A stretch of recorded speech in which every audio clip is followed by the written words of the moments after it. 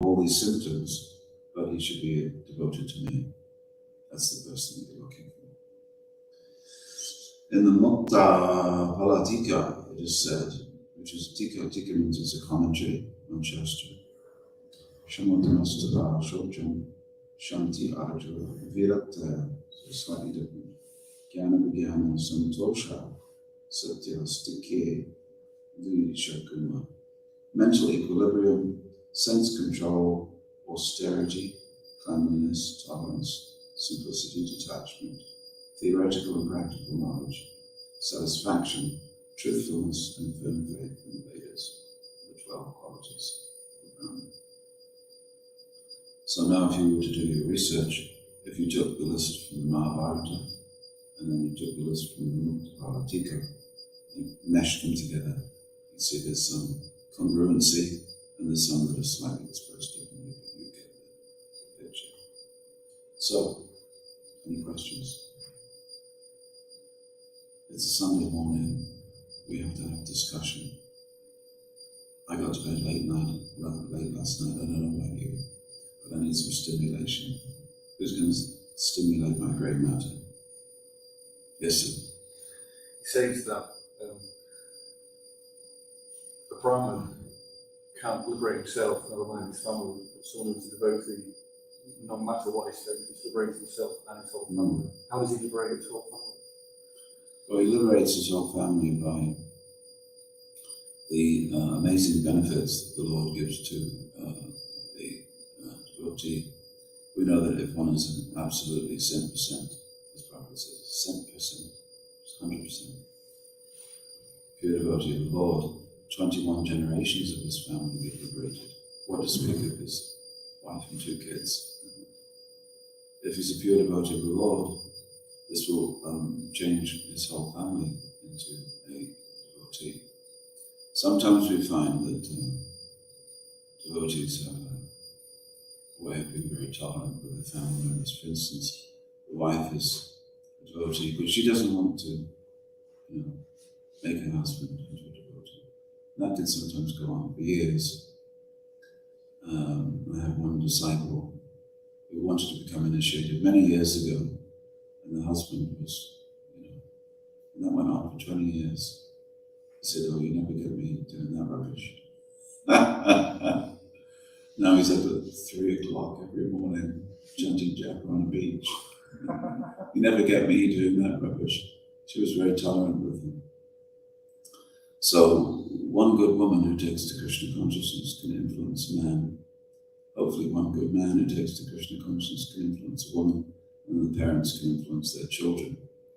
Now some devotees have taken the view that I came to Krishna consciousness when I was 18, 20. Therefore, I won't give Krishna consciousness to my children specifically. I'll let them make their own choice when they're 18 or 20. Well, Mum, Dad, if you do that, don't be surprised that they don't take to Krishna consciousness when they're 18 or 20. So how do you force your children to take to Krishna consciousness? The answer is you don't. There's never any question of force. Okay? You've heard the expression, you can take the horse to the water, but you can't make the horse drink. But at least you can take the horse to the water. And if he's looking at the water, then maybe he'll get the idea, I'm thirsty. So if Krishna is available in the home, then perhaps we have a chance that our children will take to it. Speaking of which, here comes a lady who has given her children Krishna consciousness, not by force.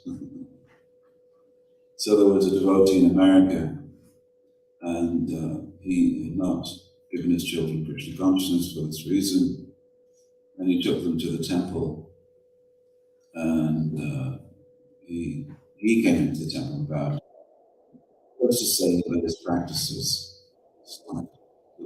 It happens. So he came into the temple, and his 7-year-old son said to him, "Who's that black guy?" And the devotee was mortified. And he looked back over the 7 years that he'd had his son for, and he realized that He really hadn't told them anything, because his own devotional practices had slid. Therefore, he didn't want to force his children into anything. But have you ever seen a film called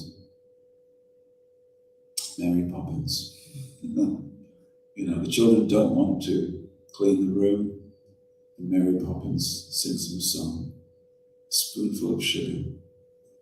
She says, when you find, in every job that has to be done, there is an element of fun. You find the fun and snap, the job's a game. Boom, boom, boom, boom. So you find the fun in Krishna consciousness, because children are not interested in work, they're not interested in austerity, they're not interested in reflection, introspection, contemplation, meditation, study. All of that is just for grown-ups, and only a particular type of grown-up as well. Mum and dad want to get into it. So what do you find? You find the fun. If you can find the fun in something, don't be surprised if people, come forward. Like last night in Om Sri Ram, chant Hare Krishna, no. Chant Hare Krishna, no. All right then, sing Hare Krishna, that's a little bit better. Sing Hare Krishna with the bass guitar, a lead guitar, a harmonium, and a drum. Yeah, that's okay. Sing it to a good tune, not a dull, boring tune, yes. Sing it to a danceable rhythm, yes, okay. Now get up and dance, yeah, okay. So it's an inducement.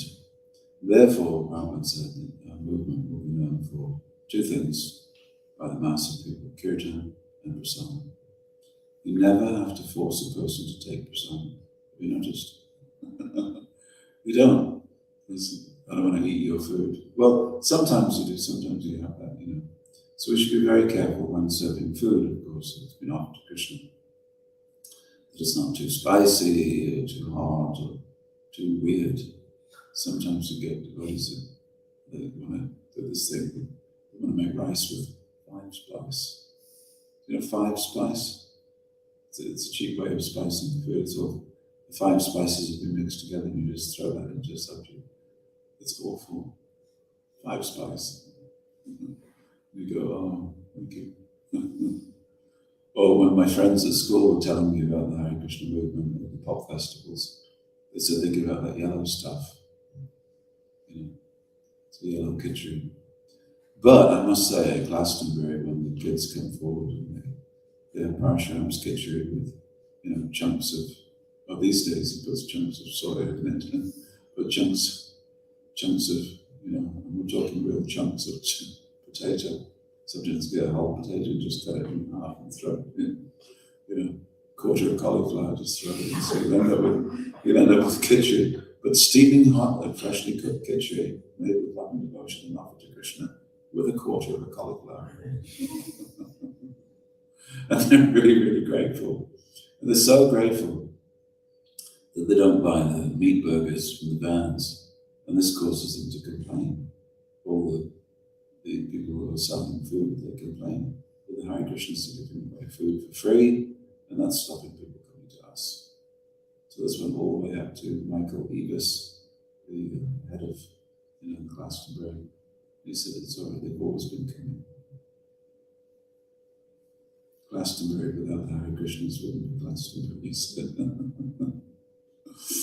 Anyway, the point is that we have to offer inducement. In Africa, Prabhupada said, yes, if the boys come onto the African farm and they chant Hare Krishna, he said you can pay them. You can pay them to chant. That's an interesting concept, isn't it? If we should all go to Prabhupada and say, I've done my rounds today. Yeah, it's an inducement. It's an inducement. And when Krishna consciousness is given as an inducement, it must be attractive. So therefore we try and find the most attractive way of presenting something. So it's possible to dress in a very austere way, just badly dressed. Even anyway, what Prabhupada said for Britain, you must first dress and then address before you speak to a crowd. and prasadam must be delicious, and all these things. I've seen Prabhupada. I was doing guard duty one time outside Prabhupada's room. Good morning. Good morning, you party people. And Prabhupada was in with an Indian family inside the room, and they were just about, they finished a few minutes darshan with him.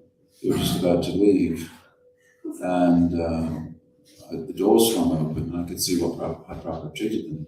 They were halfway down the room when Prabhupada said, "Take prasadam." They all came back up to Prabhupada, and he gave them some sweets, which had been, on a big plate, lots of sweets. So Prabhupada would give out sweets to people. So even sometimes the philosophy was not so appealing to him, at least it ended with the sweet. And this was so important to Prabhupada that he called them back. They were leaving, but he called them back, take prasadam. So in a family setting, everybody remembers their mother's cooking, isn't it? You remember your mother's cooking. And sometimes it wasn't vegan, was it? No. You remember your mum's cooking. And mum's cooking is always the best cooking. So if mum's cooking is being offered to Krishna, served to the family, then a mother can purify all her children like that. We're born, with whatever luggage we carry from the last life, but in this life, if the parents want to make their children Krishna conscious, then it should be somewhat fun, make the job, a game. Spoonful of sugar. So what's a spoonful of sugar for the giving of Krishna consciousness in a family? When you find that, a person can make their family Krishna conscious. All right? Another question? Pancha. I heard there was this roadshow they did a Sri Gananda Maharaj had organised. Yeah. And Prabhupada saw it, he said, people will become attracted, but they won't stay. Yes. Somewhat outlandish and things. Yes. So how do we know when we're attracting people to Krishna consciousness, we're not attracting them to something which isn't actually Krishna consciousness? Yeah. Yeah, that's interesting. In 1976, Mangalananda, who had done an album, and this was sort of a breakthrough thing because never before had we had English songs with contemporary music. Well, contemporary for the west coast of America in 1976. So he put it out. Prabhupada listened to it. He said, yes. He said, you can give me one copy. And then on other occasions, Prabhupada saw that the music was becoming the main focus, and he had to pull it back down. Prabhupada tells the story of he says it's like this. He said that in Vrindavan they make lotus in pots, and sometimes they take a sheet of metal and they have to, tap, tap, tap. So a little tap, tap with a hammer on the metal bends it, but it needs support from the inside. So if you imagine this is a fist on the inside and a tap, tap, tap with the hammer on the outside, and this will shape. No fist on the inside, the taps of the hammer will make it collapse, and you won't get the shape. Fist on the inside, but no tapping on the outside, you won't have the shape. So both things are required. He says, so similarly, the spiritual master has to tap, tap, tap, just a little hammer, tap, tap, tap. Don't do this, do it like that. Do it like this, but don't like that. 3 of these, not 6, 3 of them. Bow down like this, but not like that. That's the good little taps. But on the inside is the support. So you must be supported and tapped at the same time. So very gently we're all being, molded. It's the idea of association that molds us into the required shape. What is the required shape? Well, it's not actually a physical shape, but it's a shape of the heart, a mood, a perspective. So sometimes Prabhupada would do the tapping. No, we don't want any more musical instruments like this. We do not need guitars, we do not need pianos. All we need is mridanga and kartals. On other occasions, he would say, Yes, anything can be used in Krishna's service. Any instrument can be used in Krishna's service. And then he sits and listens to the Govindam prayers, which has got the Beatles and George Martin, the whole Abbey Road studio behind it, the harp, and violins, and a mini orchestra, and Prabhupada cries. You know? So, and he says this must be played in every temple every morning. You know? The Prabhupada was in New York giving a morning class in the Srimad Bhagavatam class. She just passed away, actually. The lady who did the harp just passed away in St. Albans. Anyway, so Prabhupada was in New York, and he gave a class, and the verse was about controlling your tongue. The tongue is the most voracious of the senses and has to be controlled. He said, therefore, feasting on delicious Krishna prasadam, this is the best way of controlling the tongue. He said, so many, and Prabhupada gave a whole list of what a feast was. He describes a feast: 2 sabjis, puri, samosa, chutney, sweet rice, halva, pakora, and what else? Various things. Did I say puris? We'll throw in another puri. So he gives a whole list, and sweet ball. So he gives a whole list, and devotees are like, wow, this is wonderful. So then he flies to Los Angeles, and a few devotees who were in New York fly with him. And in Los Angeles, he gives, the following day, he gives another talk about controlling the tongue. And he says, so controlling the tongue means fasting. Control the tongue by denying it delicious foods. You will not have delicious foods, my dear tongue. Give up this chasing of delicious items to eat. Just be controlled. So the devotees were, bewildered. One devotee put his hand up at the end of the class and said, Srila Prabhupada, yesterday you said that controlling the tongue is feasting, and today you said that controlling the tongue is fasting. Which one is it? Prabhupada just looked at him and he said, you listened to me yesterday, you listen to me today. You catch the meaning? That the spiritual master's instructions are sometimes equivocal, ambivalent. You're not quite sure. We said one thing on one day and one thing on another day. Yes, because personal instructions from the Guru are sometimes like this and sometimes like that, so that you can zigzag the middle way, between those 2 instructions. That's the idea. So Kadashi means we shall not eat. Kadashi means we feast, but no grains. What should we do? Take only 6 hours sleep a night. But if you've been driving, for every hour that you drive, take another hour of sleep. What should I do? What should I do? So in this way, it may seem as if they're contradictory instructions, but they're not contradictory. What we're doing is we're having personal instruction. That makes it personal. So, the answer to your question. Or did we get off topic? We did get off topic. I know I have that tendency. We drift like a boat in the wind.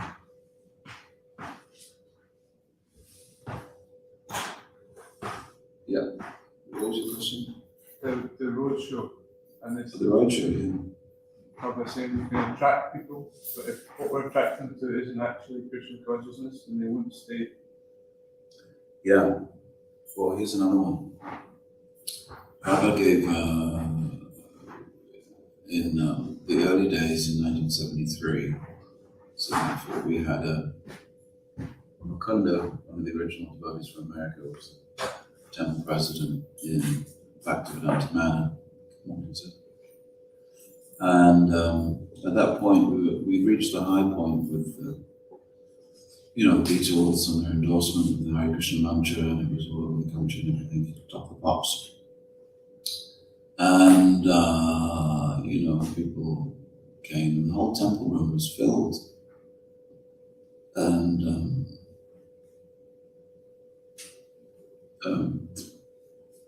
Prabhupada Prabhupada wrote what seemed to be an unappreciative letter to Mukunda afterwards. He said, yes, there are many, many devotees, he said, they're all Haribol, Haribol, Haribol, jumping, jumping, jumping. He said, but you have to find leaders.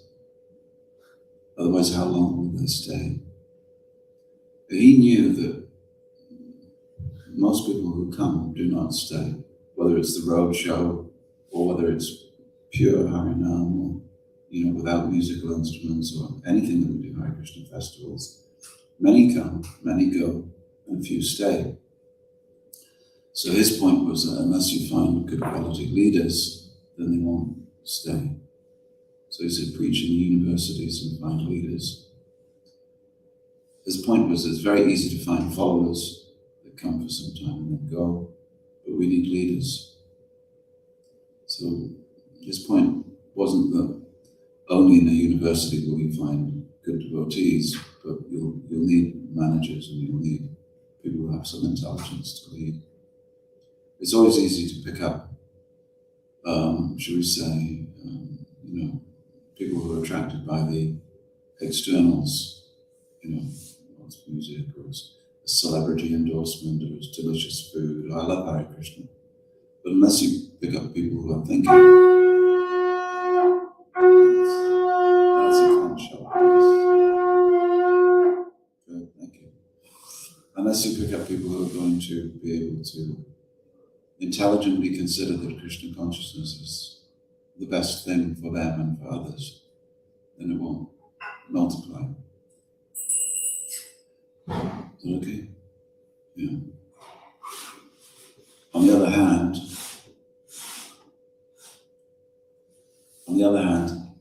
don't think that if you're playing the cartels out of time and you have a really bad voice, that's pure kirtan. It may be, and that may attract people, but don't take that as your guiding principle. Prabhupada trained his 6 disciples who were coming to England before they came. He trained them in how to dance and how to sing and how to play the musical instruments properly. So music is, it is a thing. It's not just bang, bang, bang.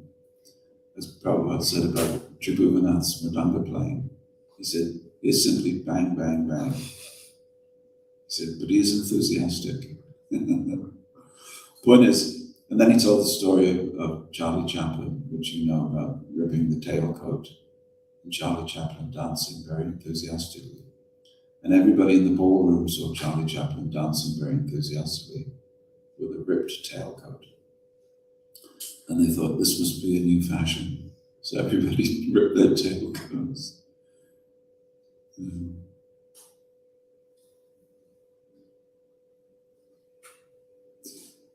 Another question?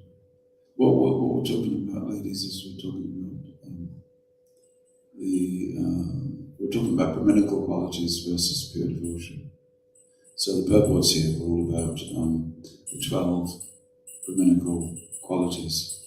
Now, sometimes Prabhupada talks about things that we have no connection with. It's difficult for us to understand. Things like, he talks about Mayavadis. Have you ever met a Mayavadi? I mean, sometimes people come out with a proper Mayavadi. Difficult to come by them. Saki Hall Street, aren't they? People have read a few books or something that talks about impersonation. But gradually over the years, what's happened is that people have soaked in impersonal or Mayavadi ideas and they regurgitate them. And speaking to a devotee the other day who had taken initiation into the Glastonbury Babaji line, which descends from one of Nityananda's associates.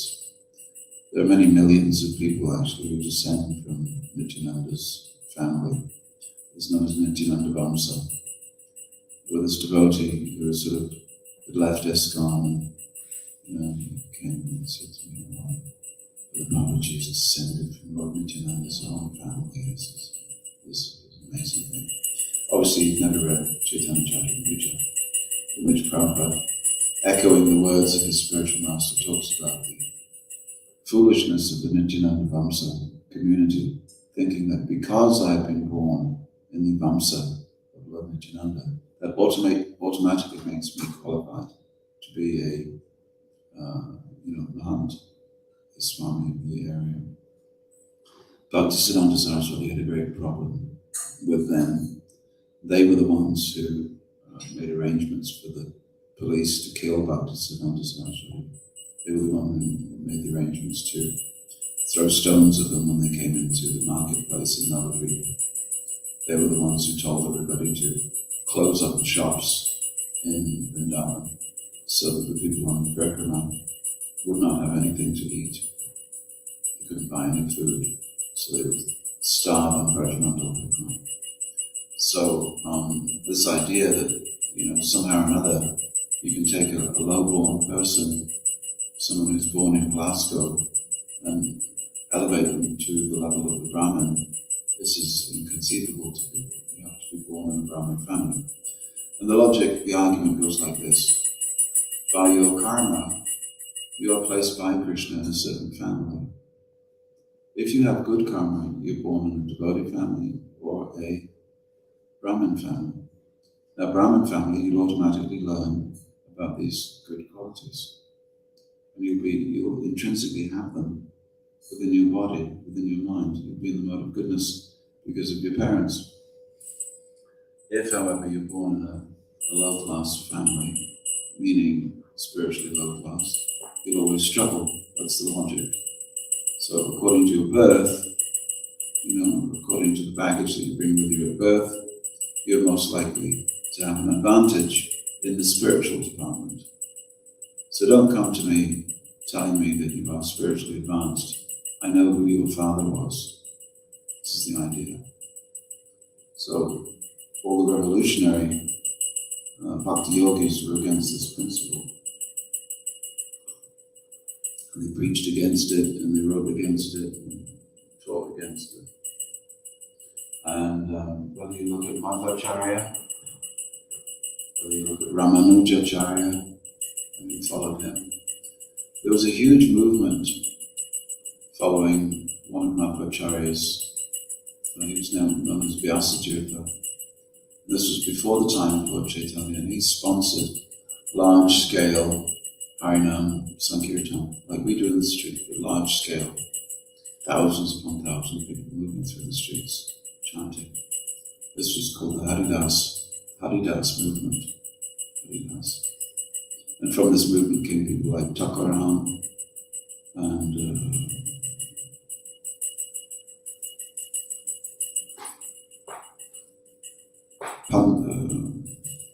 what's his name? Panduranga. Anyway, from this movement came those lines, and there's a very famous devotee in Madhva's line called Kanaka Das, and a very famous story where, as a Sudra, he could not come into the temple when the Brahmins were present because they might rub shoulders and the Brahmins might become ritually contaminated, so how could they do the Pujari service? So they had to stay out of the temple. And the story is that the deity of the Lord turned 180 degrees and to face the crack in the wall in which Kanaka was looking to see the Lord production. So after that, everybody was allowed in. And in Ramanuja's line, there's a lot of stories about how, different saints had, a Brahmin wife. The wife of a Brahmin is a Brahmin. The Brahmin only marries a Brahmin wife. And she met a lady who was the wife of a great devotee at the well. And some of the water from her bucket splashed into the water in her bucket. And she said, "You fool, you contaminated my water. How dare you?" etc., etc. And the saint left home. He said, "If this is the woman that I'm married to who has these conceptions, it will be very impossible." But sometimes we are very rigid, aren't we? We're very rigid in our social behavior. And sometimes we have to be very fluid. You know, sometimes we have to say, well, only second initiated devotees can go on the altar. And sometimes we say, well, actually, we have to, these are emergency circumstances. Besides, she or he is a wonderful devotee, so we'll make concessions in that area. So there's room for rigidity, and there's room for fluidity as well in religious life. All right. Anything else? Yes, you.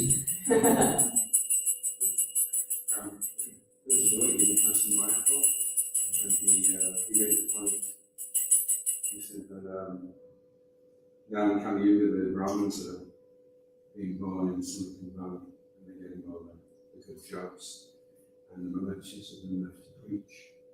And I was wondering, is that actually the case? Because surely, if they're taking employment, then a lot of the Brahmin families are actually Shudras. Because if the Malachis are preaching, then a lot of the born in Shudra families, then surely the Brahmins or the Vaishnavas, which are more Yeah. Well, there's at least 3 different issues in your statement.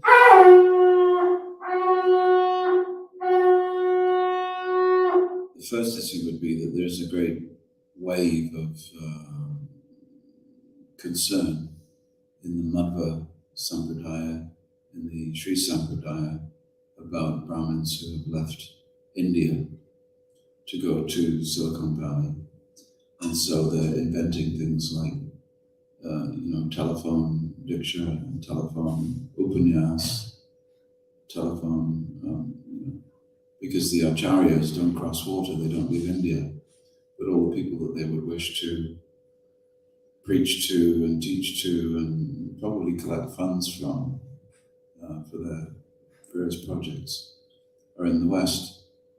And so there's this, from what I see, because I dabble a bit in the different sampradayas, I see a lot of people saying, please keep up your fundamental requirements of the Brahmin, which is Sandhya Bandhanam, with 3 Gayatris every day. And when Vishwanath Chakravarti Thakur sings, Dayam Stivam Tasya, he says Tri Sandhyam. Tri Sandhyam means the tree Sandhya Bandhanam. And for us, it's sort of 6 minutes doing a Gayatri. But for a Brahmin, traditional Brahmin, it's at least 20 minutes. Because they honor the forefathers, they honor the rishis who gave them the mantras, and they do various things with water. And so it's an investment of time. Very difficult to do if you're in Silicon Valley. So the preaching seems to be urged, at least the English language preaching that I've seen, is trying to get Brahmins who may be in the West or born in the West now to come to their senses and do Tri Sandhyam, Sandhya Bandhanam. The second part of that is that ISKCON has sort of come as a Brahminical revival movement. In other words, they're being slightly embarrassed at seeing that this, my father did this, but we don't do it now. But I see you people have done it. The third part of that is there's a backlash now. The backlash is that some Indian people are coming to ISKCON. They're very thankful that we've revived their Sandhya Bandhanam and their devotion to Krishna, Vishnu. But then they're saying, but of course, you were born in lower families. But of course, we're from a Brahmin family. In other words, excuse me, you weren't doing something. We reminded you that you should be doing it. And now you come, you get on your high horse with us. This is not very good. And sometimes that happens in India, where boys who are born in Brahmin families, they join ISKCON. They become, again, Brahmins. Although, understand what that means in our tradition. Brahmin means that you were given Upanayana, usually the second, what we call second initiation, they were given first, when you're 8. That's normal. So when you're 8, you're given Upanayana. It's a big ceremony, even Prabhu went through it. And, but the idea with us is that you get the Gayatri mantras, Pancharatric mantras as a bundle from the Guru. And that's what we call second initiation, anyway. So, different conceptions there. Anyway, so sometimes they've been through Vinayam, but they don't, you get it when you're 8 years old, you don't bother chanting. So by the time you're 12, it's a distant memory. So then they come to ISKCON and they think, oh yeah, I did this when I was young. My mum and dad would be pleased. My grandfather would be very pleased if I joined ISKCON because this is, it's our tradition. And then they come. Then they sit on the Vyasasana, and something I've heard from ISKCON Brahmin boys in India is that, well, of course, when Prabhupada came, he just had sutras to lead the movement. And some of those sutras are still on the GBC, and we don't have to follow them because they're low-class people. I've heard this at least a few times, that the white people coming to Krishna consciousness, that's nice. It's very nice the Prabhupada, but now we're here. We're here to take it forward, and we can show them what true Brahminical standards are. So these purports are also for them. We never thought that we would need these purports in our own ranks, but these purports are also for them. Don't get on your high horse that you were born in a Brahmin family. And please don't get on your high horse if you're initiated in ISKCON as a Brahmin. Okay? Still, the main thing is, are you a devotee?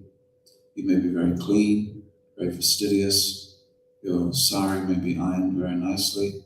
You may be doing your gayatris, but is there love? Is there love for Krishna? This is what we're looking for. This is what Krishna is looking for, actually. Is there love for Krishna? At the same time, and this is also true, and this is a shocking statement, if you're a sannyasi in ISKCON and you don't know how to do achman, then this is also, a dereliction of duty. So it's not that, well, I'm a sannyasi in ISKCON, I don't really have to be clean because I'm devoted. I don't have to know how to do fire sacrifices because I'm devoted. I don't really have to know any verses because, of course, devotion trumps verses. So I don't know how to chant mantras, but I am devoted. I don't remember anything that I've read in Shastra, but I'm devoted. In other words, we have to bring you back, my dear sir. We have to say, no, these qualities of the Brahmin, from time to time you should check, see if you have them, because they're also foundational. And otherwise, if you're a guru in ISKCON, what are you going to teach? Well, I'm going to teach my disciples devotion. They can't teach devotion. You have to teach the requirements by which a disciple can develop devotion. You can't just sort of zap a disciple. That's another fallacy that Prabhu talked about. You know what I mean? If I say to Jai Krishna, I've decided that you're my dear disciple, it's time for me to zap you. So come, I'll touch your third eye, and you'll have devotion. We don't do that. That's not how it works. So Prabhupada wanted everything. One of my friends, Gaura Keshava, he came to, Prabhupada said to him that he should learn how to do all the pujas and fire sacrifices and ceremonies and all of that sort of thing. And he went to Sambhav Kumar Bhattacharya in South India and he said, well, we don't teach anybody. Part of the teaching is initiation. When you learn a subject, you get initiated into the subject by being given mantras which are pertinent to that subject. So for the cultivation of pure devotional service, you're given the Hare Krishna mantra. You're initiated with the mantra. For the cultivation of brahminical qualities, you're given Sandhibandhana mantras. The mantras go along as a package with what you're trying to cultivate and learn. So he came back to Prabhupada and said, Prabhupada said that if I want to learn how to do all the pujas and installing deities and fire sacrifices and everything, I have to be initiated. Prabhupada said, yes. So become initiated. So then he got initiated. Usually it's quite common for a person to get initiated 10 times if you're a Brahmin. Upanayana when you're young, and then Pancharatric mantra later on. You get initiated into the study of a particular shastra. You get initiated if you want to do Samashrayanam, which just means something else. So it's quite common that you get initiated a few times. So ISKCON doesn't have the monopoly on multiple initiations. It's just part of what you do. You're initiated into a course of study. So I'm taking, Bhakti Shastri with Janaka Priya, and she'll give me a mantra that goes along with the course. We do that anyway, we just don't call it initiation. Have you noticed? I'm giving you a mantra, but we don't call it initiation. So, is that okay? Yeah. And this also fuels the should women become gurus argument that's going on. The same sort of Brahminical approach. So some people say, well, should women do fire sacrifices? That's the question. Should women do fire sacrifices? What do you think? What do you think? Some people say, if women chant the Gayatri mantra, they'll develop hair on their face. Have you heard that one? Some Hindus do say that. Should women do fire sacrifices? What do you think, ladies? Yes. Look, is doing a fire sacrifice a more sacred act than being on the altar with the ladies? No. You're already on the altar offering arati. Why should you not do a fire sacrifice? Okay? Should a woman initiate someone?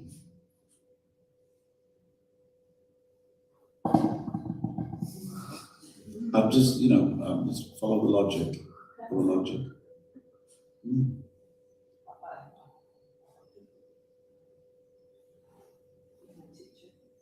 Yeah. What is required? Can a woman actually speak Vedas? Can a woman teach someone something about spiritual life? Yeah, of course. It's not I'm not trying to make a controversial statement or a revolutionary statement, but we just see that in the business of giving Krishna consciousness to others, women are the same as men. Wouldn't it be strange if someone said, well, if we let women do fire sacrifices, the next thing they'll be giving Srimad Bhagavatam classes. If you let someone do, and what is this conception that you're letting a woman do something? Maybe they're letting you do something. And in the Western situation, we have always had a great need for men and women preachers. Men and women preachers, men and women teachers, and men and women initiators. Prabhu says there's something for all of his disciples. All boys and girls come to the level of Bhaktivedanta, and by 1975, they should be qualified to give initiation.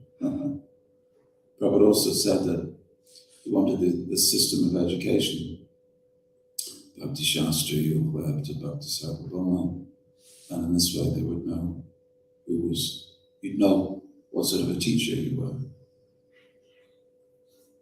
So now we have ladies giving classes to sannyasis. Yeah, that doesn't make sense. So we have to do some rejigging.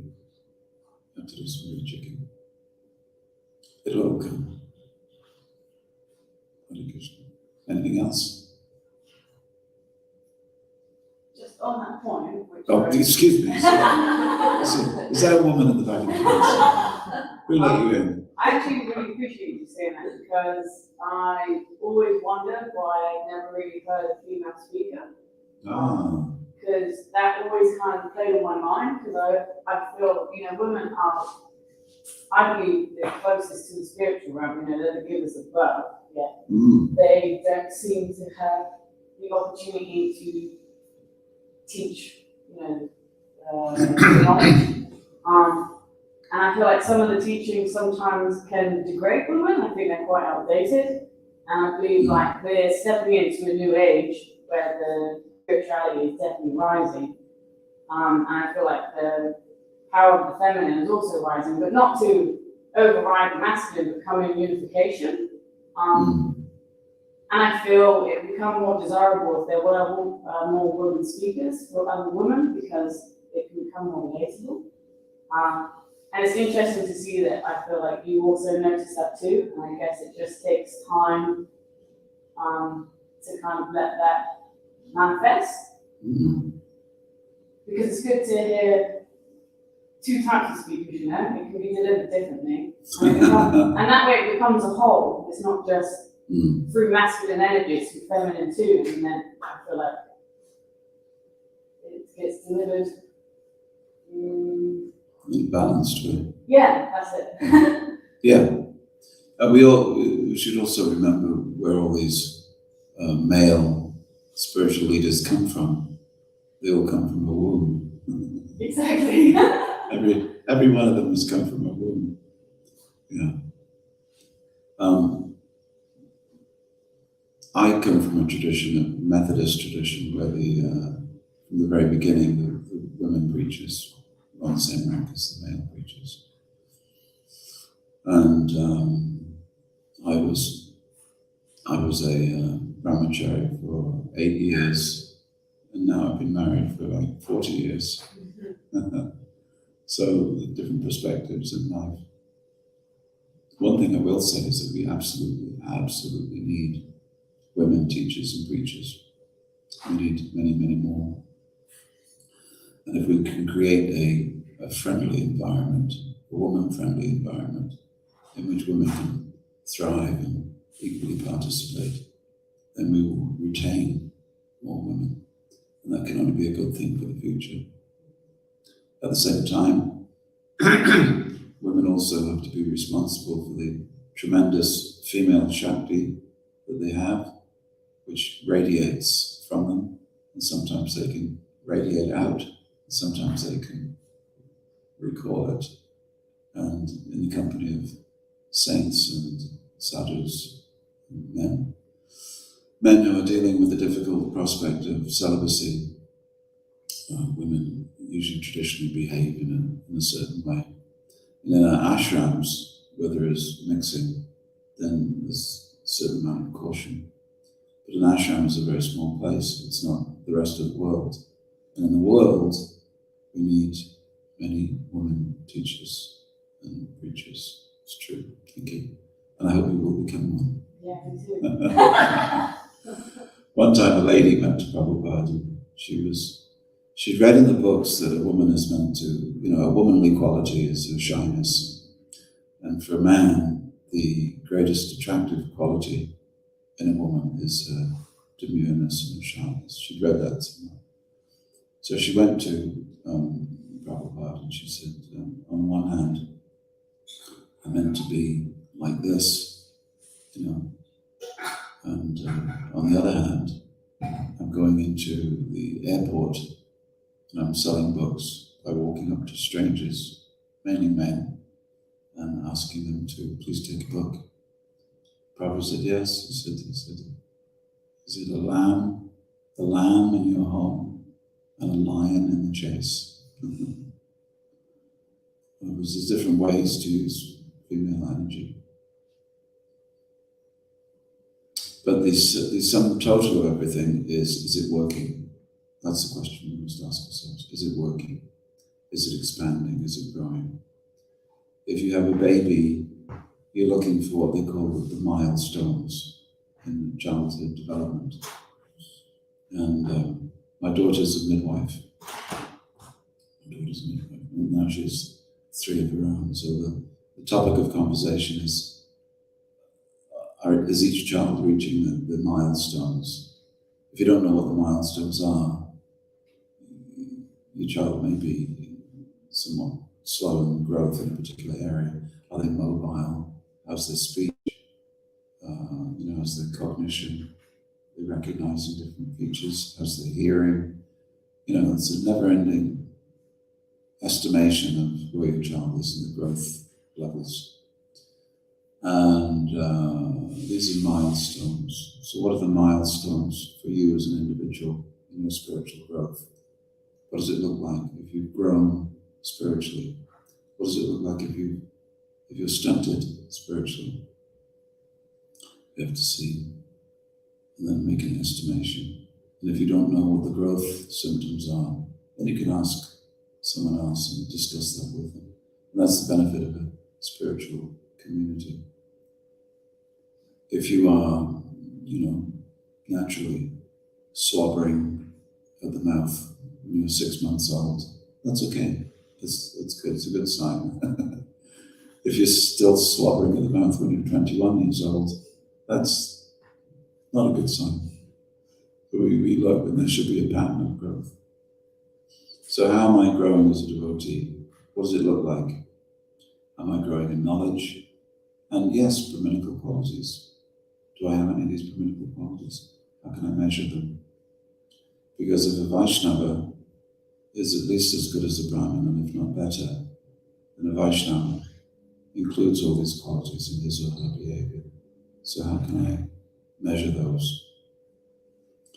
And each one of them will have a measurement, a way that you can measure it. And it's a level of attainment.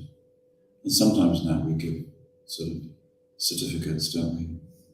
I'm sorry, Leela Manjari, we usually have a certificate for your initiation. It's in the post. So we have a certificate for, someone who chants 4 rounds. Hooray! Clap, clap, clap, clap. You chant 4 rounds. Fantastic. The way, it's not a Vedic example, but in the zoo sometimes, in the aquarium, they have killer whales, orcas, and they get them to jump through a hoop, like 10 feet in the air. So how do you get a whale to jump through something 10 feet in the air? Well, you start underneath the water. You put the hoop underwater first, and every time the whale swims through it, you give them a fish. And you raise it up a few inches, give them fish, and you get half in the water and half out. And they just have to make a little jump. And eventually, you're 10 feet in the air, and they're jumping. Because every time they jump, they get a fish. So in spiritual life, we should reward everyone at every stage for their growth.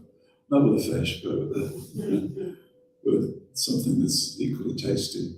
In other words, you've accomplished something. You've accomplished something. And intelligent people with a future, they like to have their future achievements given to them as a vision to move forward. It's not very attractive if you join a movement where you're always a second-class citizen. Please join us, join the spiritual movement. You'll never have any levels of attainment. We'll never give you a position. You don't have much of a future, you're just doing the same things every day. No. Therefore, Prabhupada spread this movement by saying to you, Mohini, you should go and start a center. Go and start a center. You should be the temple president of whatever. Prabhupada would give that command, and people who didn't know anything about anything, who could just barely read a few verses in Bhagavad Gita, they went off and they started things. It's like they built New Vrindavan, Prabhupada's palace in New Vrindavan. They weren't builders, they didn't know anything. They didn't know anything about stained glass, so they started it. It's like Professor Harvey Cox. He says, Prabhupada said, go start a magazine. So they didn't know anything about starting a magazine. The very book that we're reading, the Chaitanya Charitamrita, was put together in 1975. 17 volumes in 3 months. Absolutely incredible. By people who, they weren't members of the book trade. But later on, the devotees who in their simple enthusiasm and devotion, they did go to someone who was in the book trade. And he said, well, your books are slightly difficult to read. It would be good if they were easier to read. And they said, well, how could we do that? I said, well, you take short articles, letters, lectures from the Swami, just 3 or 4 pages each, and you put them together in a book. And that became our best-selling book, called The Science of Self-Realization. And when we analysed which book has created the most interest, it's always The Science of Self-Realization. Good morning. Good morning. Buongiorno.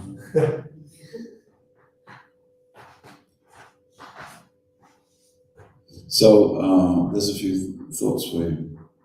Okay. Anything else? Have we churned up the controversies a little bit at oxygen? Yeah, I'm just trying to find. Trying to synthesize a response. There's many things that we have to do. We have to run the centers that we have, but we also have to expand, because people need a center to go to. And people are manda sumanda matayo manda bhagya vibhadavata. People are lazy. In Kali Yuga, people are very, very lazy to go to churches and mosques and temples. You have to go more than, the average person wants to go no more than 10 miles or so, isn't it, to a temple?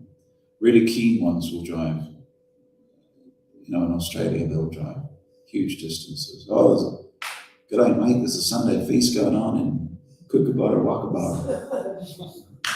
And it's only 8-hour drive, let's go.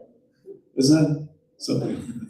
And people drive, God mate, that's a lot, that's no distance, we'll drive 8 hours. It's the same in America as well. My son-in-law said to me, he said, we're going to there's a Sunday feast and a get-together. I said, where is it? He said, it's only 7 hours. 7 hours. If you drive 7 hours in this country, you're in the ocean.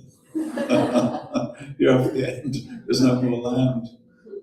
7 hours will take you off, John O'Groats or Land's End. But still, everything is proportionate to the people who live in that country. So it's said that for an American, 100 miles is no distance at all. But 100 years is eternity. You can't understand, time. Whereas for a British person, 100 miles is infinity, but 100 years is nothing. So we look at time completely. America only goes back 300 years. For a Canadian, the country is 5,500 miles across. So Canadians are just even bigger. For British, they just drive 5 miles. That's a long way. Come to our Hare Krishna temple, 5 miles. So therefore, it does make sense. You're an American, presumably, it's like in America, I was saying, long distances are nothing. Especially with petrol's 50 pence a gallon.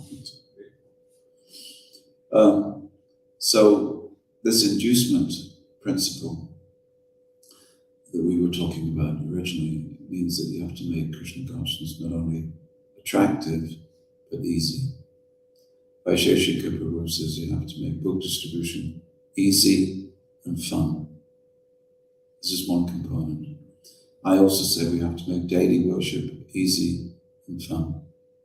I think we have to make education in Krishna consciousness easy and fun. We have to make relationships between husbands and wives easy and fun. Raising children easy and fun. Therefore, I've done 2 books, which I'm pushing out this afternoon. One is Puja, easy and fun, and one is Marriage and Relationships, easy and fun. That's not the title. It's a discussion. So, with this easy and fun principle, yes, it's, one time Prabhu said, he said, I said to my disciples, I said, where is the difficulty? He said, Krishna consciousness is so easy. He looked down at someone and said, I tricked them. You know, the further you get into it, yes, there are complexities. Yes, there are shades of nuance, shades of meaning that take some time to understand. But it should be easy. Without Prabhupada saying things like, so just chant Hare Krishna, study the books, take prashadam, and in this way, go back to home, back to Godhead. At the end of every second class, devotees would not have gone, Jai. We need to know that it's easy and fun. The complexities, yes, that may or may not be there, but you have to. So as an inducement, it really, really helps if I don't have to travel too far to be a devotee of Krishna. If I have to travel the length of Scotland in order to come. So therefore we try to make it manifest. And if we make it manifest and we make it easy, then we stand a chance of the next generation going forward with more devotees. The head of our movement, the GBC body, has come up with a slogan a few years ago, more devotees, happy devotees. We'll get more devotees if they're happy.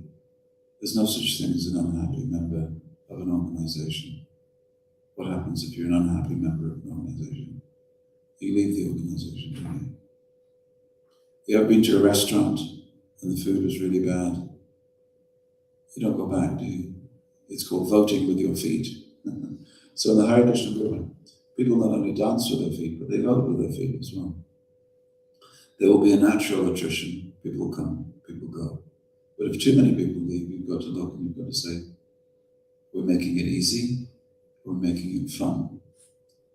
We're giving people rewards. Do they have a vision for their own future? Is it helpful for them? Are all their doubts being removed? Do they have the knowledge to be happy? These are questions that come up. Hare Krishna. Empowered leaders of the future. You're educated young ladies. Why don't you take this movement in the English language and spread it all over the world? Hare Krishna. Anything more? Because it's Sunday morning. Come on. Sunday mornings we churn the philosophy a bit more. Jana Priya, you're very thoughtful. Jana Priya, should women be allowed to teach the Vedas? I think so.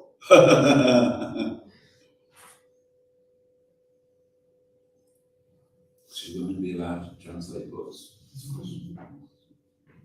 Yeah. That's your job, isn't it? She's a book translator. Yeah. Anything else? New disciple.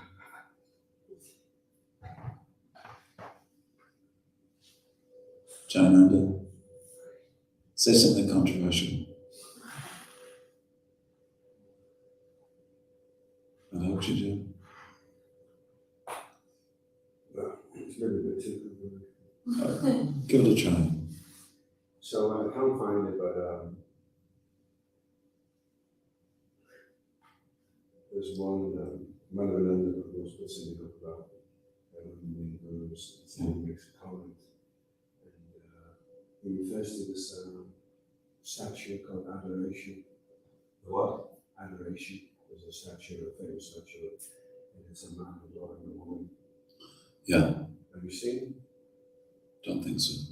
Anyway, so he's making the point that the intrinsic problem with maternal energy is the personification in terms of the form of a woman, adored by a man is the kind of intrinsic problem. It's the iconic representation of the, yeah. And that the women should be, for them to give shiksha. And Advaita Swami says, our society needs more graves.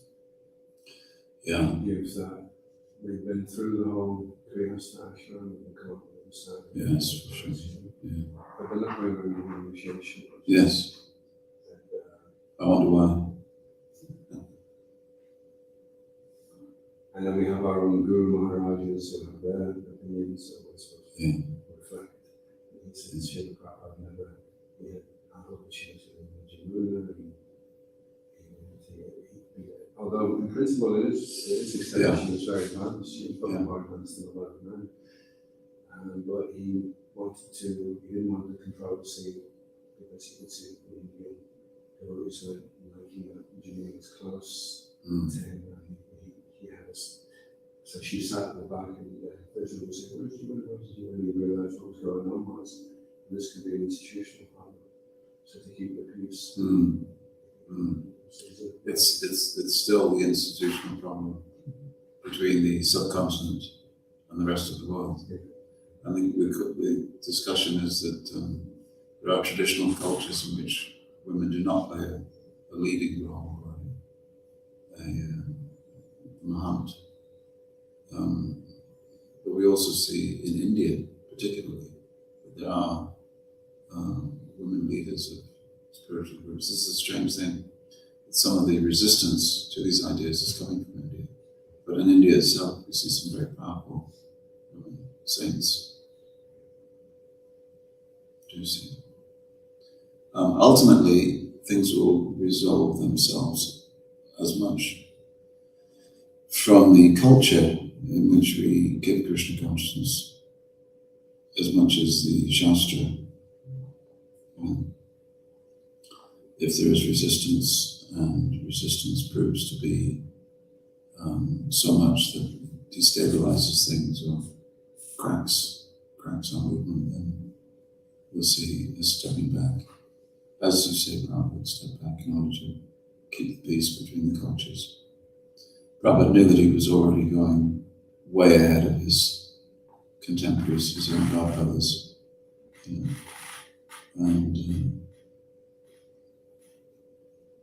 But now, the difficulty now you see is that everything that we know from Prabhupada was in the context of an ashram lifestyle, where Shraddha, men and women live together in close proximity, usually in the same building, usually with rooms next to each other. This was something that wasn't done so much in India. It was either male monasteries and female convents, not for expediency. The funds were low. Mixed buildings were there. So a lot of Prabhupada statements fall into the category of how to keep the peace in one small communal setting. That was the sort of the old or pioneering ISKCON. The situation now is that there are maybe 90% of the Hare Krishna movement are people who have never lived in a communal setting, do not live in a communal setting, and never will live in a communal setting. And so the question is, who tells who how to live? Is it really people who run the temples, which is the minority, telling the 90% how to live? Or does the 90% say, come on, it's not like that for us? We have to have some new considerations based on the practical realities of life as it is. Last night, just as we were doing what we were doing in Home Sweet Home, great fun it was. My daughter was in a place called Asheville in North Carolina. There's a group of 300 people had come for kirtan. Sort of yogis and Sufis and different people in America.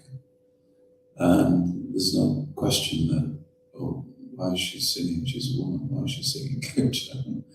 And I'm very thankful that she could do that, because I was blessed with two strong daughters. We raised them to see that they had an equal standing in Krishna consciousness as their brother. And they've just taken that into life, so it's, for them this sort of question doesn't come up. Because over there's a small ashram debating whether it's okay for a woman to take a leading position. But here's a woman singing for 300 people, making Krishna consciousness accessible, easy, fun, and attractive. There's no question. Who's telling you how to live? I'm grateful for that. But I think if someone has something, whether it's knowledge or compassion to give, then male or female, they should give it. But it will run its course. These debates will run their course. And then whatever is expedient, pragmatic, and spiritually successful, that will rise. And then people will say, of course, we knew that would happen. It was always going to, women were always going to initiate. Of course, why not? Me? I never said that they shouldn't.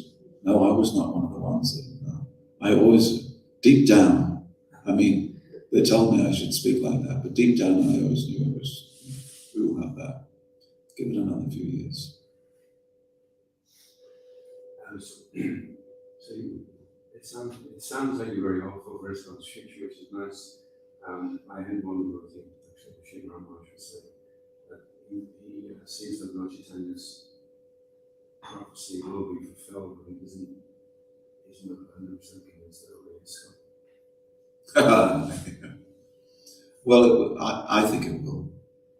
I think it will be ISKCON, but I don't think that the ISKCON that we know is like this, and the ISKCON that's yet to be revealed to us is like this. And we shouldn't try to second guess Chaitanya Mahaprabhu, who he wants to use as his agents. So in that way, ISKCON has to be the agent of change, not the agent of being frozen in history.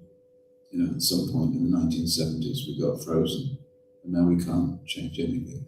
There's some things that you cannot change. The teachings we don't change, the certain fundamentals. But everything else on how to deliver those important messages, we have to be fluid. The difficulty is in an organization which is a holder of a legacy. Prabhupada's legacy we hold has a tendency to be somewhat conservative. And the fluidity happens more on the edges. So we should look at what's happening at the edges of that movement and see. That'll be the future. I may not be there to see it, but I know a time will come. I may not see that holy mountain, but a time will come. Hare Krishna. Oh, Janapriya. I don't know if there's time. I have 2 questions. Go for it. So, one is related to what you just said about the essence shouldn't be changed, but the details can be changed. Yeah. Sometimes it's difficult to know what's the essence and what are the details. Yeah. Some people say, for example, that the essence is that we eat prasadam, whether it's pizza or sabji, that's a detail. Yeah. Others say the essence is that we eat Indian prasadam because Prabhupada. Oh dear God, no, dude. Prabhupada ate Indian prasadam. There goes my chips. No, this is just an example which is kind of easily relatable, but the point is that there's not always agreement on what's the essence and what's the detail, what can be changed and what should be kept. Yeah. So any directions or pointers on how to. Yeah, well, I my understanding is that there are certain fundamentals of the philosophy that really have been arrived at by our parampara. They don't change. Certain timeless things that are in Shastra that don't change. And it's really how to deliver those fundamentals. How do you know which is which? Well, I think it's through negotiation, we have a living tradition in which we are trying different things. And occasionally when we tried different things, Prabhupada said no. And occasionally he said, well, this is very good. I'll give you an example. There's the very first Hare Krishna restaurant, of which Australia has quite a few, was in Hawaii. And people were coming to the restaurant, and it was successful. And Prabhupada came to the restaurant, he looked around at everybody, dining, and he said, is this prasadam that you're serving? Is this all offered to Krishna? Yes, Prabhu. He said, is this the same prasadam as in the temple? Yes, Prabhu. He said, so why don't they go to the temple? And they can have it free. Why are they paying for it here at the restaurant? Oh, Prabhu, they don't want to go to the temple to eat. They do like coming to a restaurant to eat, and they will pay for it. Prabhu said, So then we should simply start restaurants all over the world. And immediately Prabhupada's sort of plan changed, and he sent a letter out to everyone. And it was something like this: now we have enough temples. Now we have enough temples. We should simply begin restaurants all over the world. People will come, they'll take prasadam. He said you can put music, he said the Sankirtan music in mild voice. So, gentle kirtan. And in this way you can serve different ways, and people will come and appreciate our movement. So, it wasn't that Prabhupada himself was frozen in stone. Prabhupada was dynamic. He was saying, this is what I have, is the teachings of the Acharyas. And this is how I'm going to deliver it. Oh, but here's something that works. Let me encourage that a bit more. And so that meant, in my life at least, that 3 times a year we would get a letter from Prabhupada that said, we used to do it like this, now we can do it like this. And for me, that dynamism of Prabhupada, sort of adjusting many things, adjusting the details, that happened up until 1977 when he sadly passed away. And then for a while, basically up until 1986, from 1977 to 1986, the innovation continued. Then in 1986, there was a sort of revolution that said, too many of our devotees have drifted away, they've fallen down, the gurus have left. Therefore now, we have to keep everything the way it was. So since that time, there's been 2 movements in our movement. One is for change, and one is for heavy conservatism of the way things were in the 1970s. But the way things were in the 1970s was one of dynamic change, but the dynamic changes were coming from Prabhupada himself. So we did it that way before, it didn't work, so let's try this. Many times Prabhupada did that, many times. I'm not saying that the principle, therefore, is everything should change, but the principle is that you have to link a very strong tendency towards legacy holding and conservatism. You have to link that with the ability to be fluid and to change.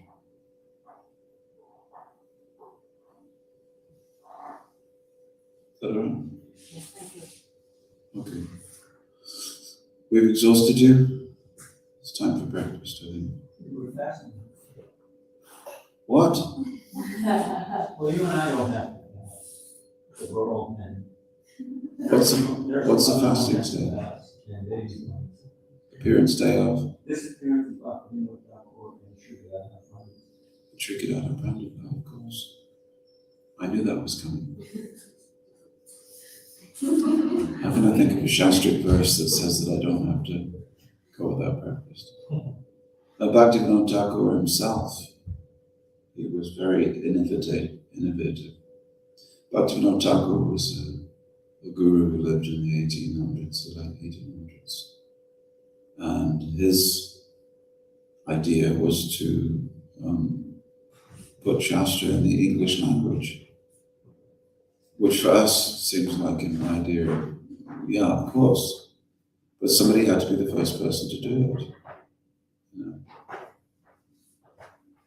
I had to be the first person to help with putting Srila Prabhupada's teachings into the Swahili language. Swahili. Imba ya jina ya Mwenyezi Mungu Sing the names of the Lord. More coffee. Clap your hands. I know Srila Prabhupada was not His Divine Grace, but you have to translate it into Swahili, which is Srila Prabhupada's Mtakatifu. And then the next country up was Ethiopia. You have to translate Prabhupada's teachings into the Ethiopian language. Have you ever seen the Ethiopian language? It looks like a spider fell into an ink pot and is crawling over it. It's just like nothing you've ever seen before, the Amharic language. So you have to translate Prabhupada's books into that. Not that I did it, but a friend did it. But then we had to raise money so that the books could be printed. No point having translations printed. So the transcendental teachings of Prahlad Maharaj comes out as Ye Prahlad Maharaj Memphasali Temperitoj. And sometimes you have to take concepts that Prabhupada gave us, like reincarnation, and put them into Swahili, which is no concept. There's just no concept in the culture. We went to Ethiopia. So reincarnation is a good word in English, but incarnation to describe God coming down to this world, incarnation, is not a helpful word, because incarna means coming into the flesh. And we specifically hold that Krishna does not come into the flesh body. The body that we see, the human form that we see in Krishna, is not a body of bones and flesh and blood, mucus, such as we have. Anyway, so you have to translate in particular. You know this general when you translate. Sometimes the concepts just are not there. So, although we've got used to the idea of Krishna consciousness in the English language, well, how else am I going to understand it if it's not in English? There are many, many countries in this world that are only just now getting the Srimad Bhagavatam. Only just now, 50 years, 60 years later. In 1962, Srila Prabhupada was invited to go to Japan. If he'd gone to Japan first, in 1962, all of his leading men would be Japanese. The whole movement would be speaking Japanese. GBC would be Japanese. Okay. So, but Bhaktivinoda Thakur put it in the English language. Why? Because some British people would be interested in reading it. No, because it deserved to be all over the world, and English language was a world language. Still is. English, Spanish, Mandarin is the three world languages. People are learning, maybe a bit of Russian. But you can go anywhere in the world if you have these four languages. But English, more people speak English. So if you want to bring Krishna consciousness to the Western world, it's in the English language. So Bhaktivinoda Thakur, he did that. He made arrangements. He also completely revived the Vaishnava Sampradaya, because at that time it had fallen into disrepute. Vaishnavism had become the reserve of private practitioners, people who were hermits, basically. It wasn't a preaching movement for 150 years. So he revived it. He also revived it by not building temples, but by starting kirtan groups. So he went all over the country as part of his job, and he did kirtan groups. And those kirtan groups still exist 170 years later. You can still go to a particular village. And a kirtan group that was started by Bhaktivinoda Thakur is still there. I went to a village in Andhra Pradesh, which is in the south of India, and they greeted us with kirtan, Hare Krishna, Hare Rama Kirtan. The whole village came out.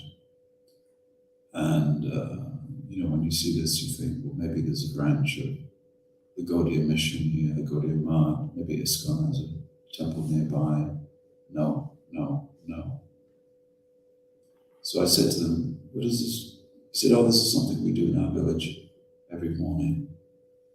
Every morning before breakfast, all the men come together of this division in India.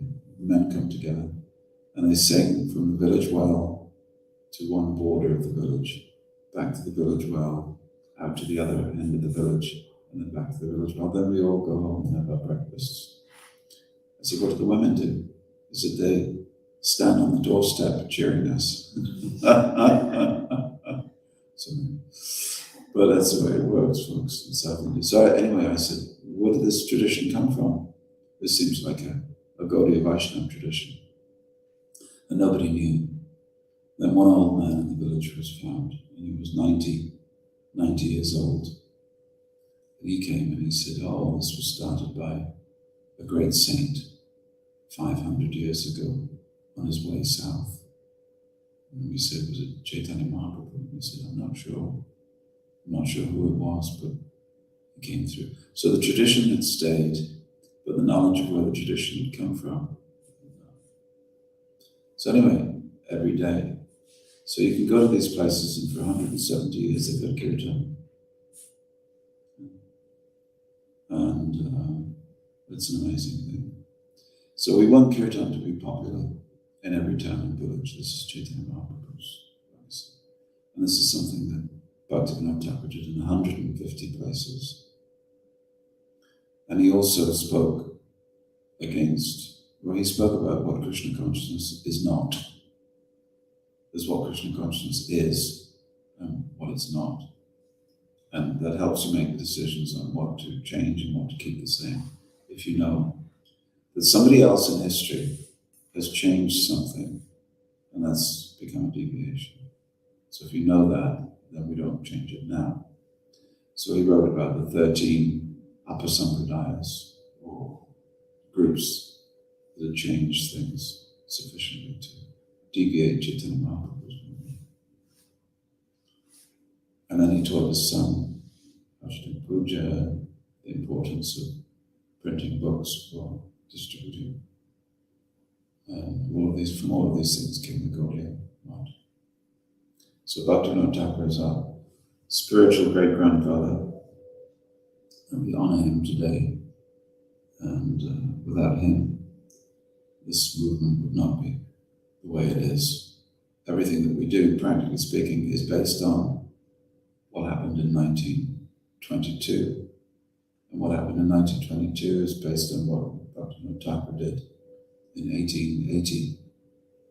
So we're continuing in that line. So we do change things, but we change them slowly and very carefully. Probably. At least, he said, at least maintain what I've given you. At least do that part. All right. I've tortured you enough. We should go. You can chant the holy name of Krishna instead of eating.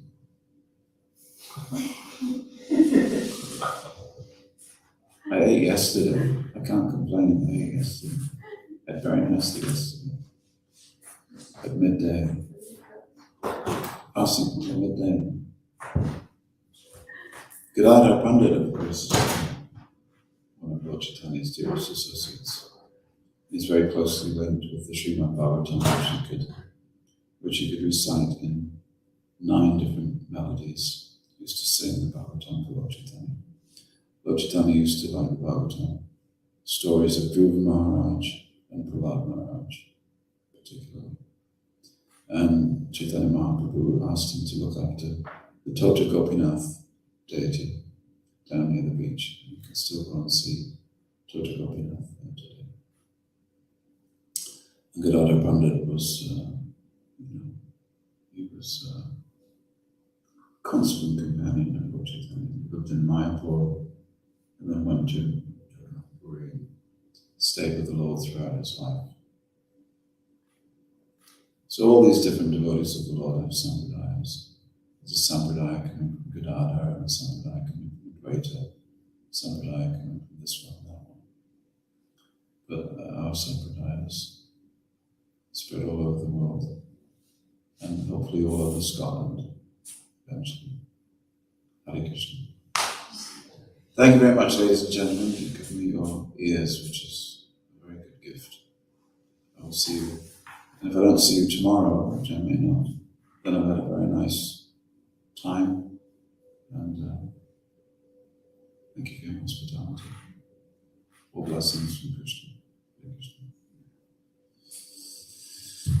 Shri Prabhupada ki jai, Chaitanya Charitamrita ki jai, Shri Sankirtan ki jai, ISKCON Scotland ki His Grace Kripamoya ki jai.